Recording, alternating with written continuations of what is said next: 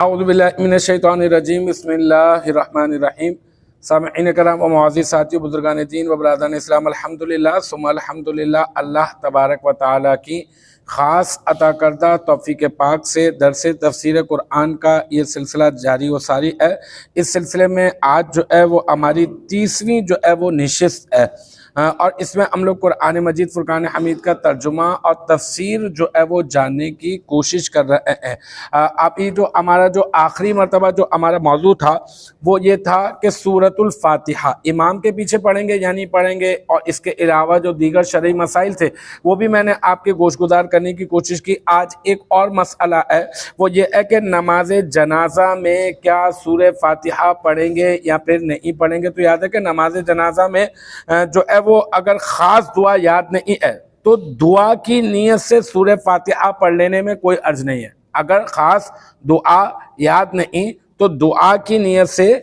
جو ہے وہ نماز جنازہ میں سورہ فاتحہ اگر کوئی پڑھ لے گا تو کوئی مسئلے والی بات نہیں ہے۔ لیکن اگر جو قرات کی نیت، جیسے ہم لوگ نماز میں قرات کرتے ہیں نا، عام طور پہ ہم لوگ قرات کرتے ہیں، قیام کے اندر ہم لوگ قرات کرتے ہیں، تو اس طرح سے اگر کوئی قرات کی نیت کر کے اگر کوئی پڑھے گا تو یہ بالکل بھی جائز جو ہے وہ نہیں ہے۔ اسی طرح نماز جنازہ میں اگر کوئی دعا یاد، مطلب نماز جنازہ کی دعا یاد نہ ہو تو کوئی اور دعا بھی میں بتاتا رہتا ہوں آپ کو کہ کوئی اور دعا بھی پڑھی جا سکتی ہے، جیسے کہ اللہم ربنا آتنا فی الدنیا حسنہ وفی الآخرۃ حسنہ وقنا عذاب النار، یہ دعا بھی پڑھی جا سکتی ہے، اور سورہ فاتحہ بھی پڑھی جا سکتی ہے، لیکن دعا کی نیت سے پڑھی جا سکتی ہے، قرات کی نیت سے نہیں پڑھی جا سکتی۔ اب بات کرتے ہیں بسم اللہ الرحمن الرحیم کی۔ یہاں تک کی بات ہو گئی سورہ فاتحہ کی، ہم لوگ شروع کر رہے ہیں تفسیر، اور اس میں سب سے پہلے آ رہی ہے بسم اللہ الرحمن الرحیم۔ تو بسم اللہ الرحمن الرحیم پہ بات کرتے ہیں۔ علامہ احمد ساوی رحمت اللہ علیہ فرماتے ہیں کہ بسم اللہ سے ابتدا کیوں کی گئی ہے، مطلب قرآن مجید فرقان حمید کی ابتدا جو ہے وہ بسم اللہ الرحمن الرحیم سے کیوں کی گئی ہے، تو اس وجہ سے کی گئی ہے کہ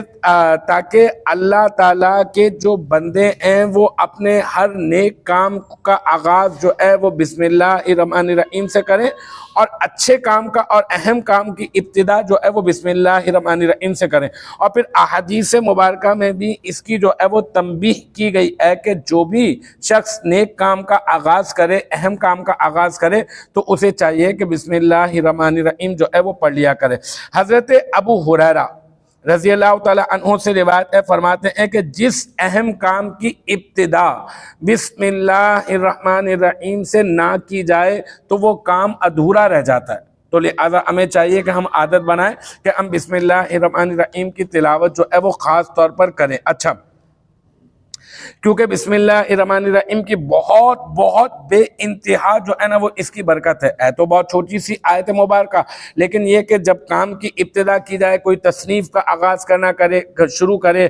کوئی جو ہے وہ تقریر کا آغاز کرے، کوئی تحریر کا آغاز کرے، تو لہذا اسے چاہیے کہ اپنے ہر کام کی ابتدا جو ہے وہ بسم اللہ الرحمن الرحیم سے کرے۔ پھر آ جاتے ہیں الرحمن اور الرحیم پر۔ تو الرحمن کا مطلب ہے بہت مہربان، اور الرحیم کا مطلب ہے رحمت فرمانے والا۔ تو یہ اللہ تبارک و تعالیٰ کی دونوں صفات ہیں۔ بعض نے کہا کہ ایک صفت کا ظہور جو ہے وہ یہاں پر زیادہ ہے اور آخرت میں جو ہے وہ کم ہوگا، اور بعض نے کہا کہ ایک صفت کا جو ہے وہ ظہور جو ہے وہ آخرت میں زیادہ ہوگا اور یہاں پر جو ہے وہ بنسبت آخرت کے کم ہے۔ وگرنہ اللہ تبارک و تعالیٰ کی ہر صفت، اللہ تعالیٰ کی ہر صفت، جب سے اللہ تبارک و تعالیٰ کی ذات پاک ہے، جب سے اللہ تبارک و تعالیٰ کی ہر صفت بھی اللہ تبارک و تعالیٰ کے ساتھ ہے۔ ایسا نہیں کہ جیسے بچہ پیدا ہوتا ہے تو بول نہیں سکتا پھر بعد میں بولنا شروع کرتا ہے، تو اللہ تبارک و تعالیٰ کا ایسا معاملہ نہیں ہے۔ جب سے اللہ ہے، جب سے اللہ تبارک و تعالیٰ کی صفت بھی ہے۔ کوئی کہے جیسے مثال کے طور پر اللہ تعالیٰ جو ہے وہ گناہوں کو بخشنے والا ہے، یہ اللہ تعالیٰ کی ایک صفت ہے نا بھائی، اللہ تعالیٰ گناہوں کو بخشنے والا ہے۔ تو کوئی کہے بھائی بندے تو تھے ہی نہیں، سب سے پہلے تو اللہ تھا، مخلوق تو تھی ہی نہیں، چلے مخلوق پھر بعد میں آئی، پھر مخلوق آنے کے بعد جو ہے وہ پھر انسان پیدا ہوئے، پھر انسانوں نے پھر جو ہے وہ بعد میں کوئی گناہ کیے، پھر گناہ کرنے کے بعد جو ہے وہ توبہ طلب کی، پھر اللہ تعالیٰ نے بخشش اور مغفرت فرمائی نا۔ تو اس کا مطلب اللہ تعالیٰ کی یہ جو صفت ہے وہ بخشش اور مغفرت فرمانے والی کب ہوئی؟ جب انسان پیدا ہوا ہے نا، لیکن ایسی بات نہیں ہے، بلکہ اللہ تعالیٰ کی یہ صفت ہمیشہ سے اللہ تعالیٰ کے ساتھ ہے، لیکن اس صفت کا اظہار جو ہے وہ اللہ تعالیٰ نے جب فرمایا کہ جب کسی بندے نے گناہ کرنے کے بعد اپنے پروردگار سے جو ہے وہ توبہ اور جو ہے وہ مغفرت طلب کی ہے، ٹھیک ہے۔ اچھا پھر آ جاتے ہیں کچھ مسائل کے اوپر، ٹھیک ہے۔ الرحمن اور الرحیم اللہ تبارک و تعالیٰ کی ایسی صفات ہیں، اور یہ رحم نہ فرمانا یہ اس کی شان کو لائق ہے ہی نہیں، یہ اس کی شان کے بہت بہت زیادہ دور، بہت زیادہ بعید ہے کہ بندہ مغفرت طلب کرے، بندہ رحم طلب کرے، بندہ اس کی بارگاہ میں گڑ گڑائے، بندہ اس کی بارگاہ میں اشک بار ہو، اور بندہ جو ہے وہ اس کی بارگاہ کے اندر جو ہے وہ دستے سوال جو ہے وہ دراز کرے، اپنی فریاد جو ہے وہ رسی کے لیے اپنے پروردگار کو جو ہے وہ پکارے، اور اللہ تبارک و تعالی جو ہے وہ اپنے بندے کی پکار کو سماعت نہ کرے، یا پھر اپنے پروردگار کی جو ہے وہ پکار کو پورا نہ کرے۔ اللہ تعالی نے خود قرآن پاک میں ارشاد فرمایا ادعونی استجب لکم، تم مجھ سے دعا کرو میں تمہاری دعا کو جو ہے وہ پورا کروں گا۔ پھر یہ ایک علیحدہ چیپٹر ہے، لیکن چند مسائل بسم اللہ الرحمن الرحیم کے اوپر میں آپ کو بتا دوں۔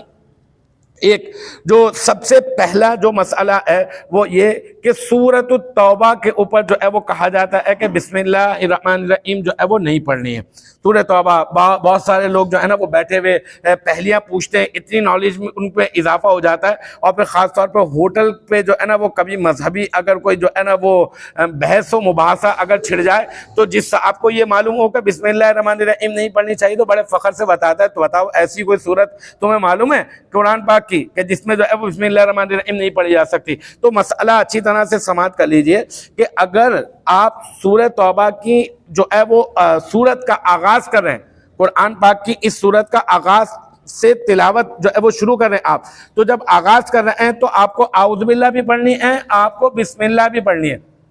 آپ کو